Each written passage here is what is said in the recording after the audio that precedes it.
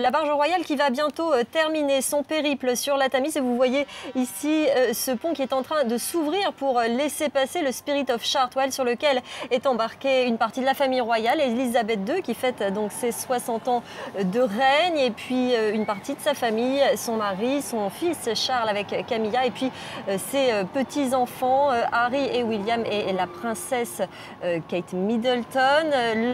Cette parade fluviale va prendre fin, enfin en tout cas la barge arrive à destination et on entend la musique qui résonne.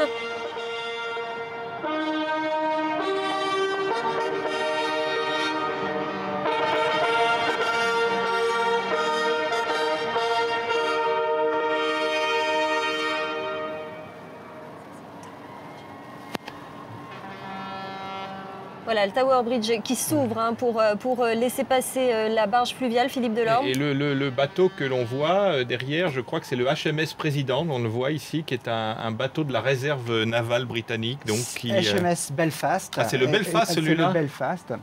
Alors l'autre est près de la Tour de Londres, alors c'est un autre... Parce que la reine va ensuite changer de bateau, la reine qui est toujours sur le bateau que l'on voit à la proue dorée et qui passe sous le Ah oui, ils ne sont pas encore à la tour là.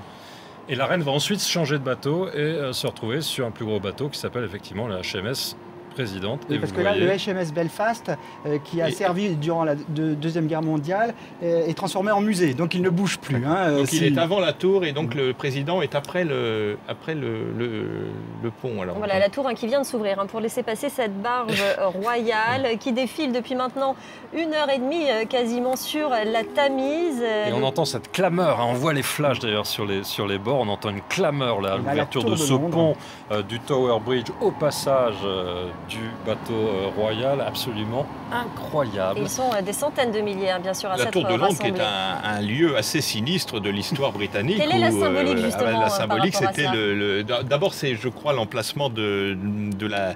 où s'est créée la ville de Londres à l'époque romaine.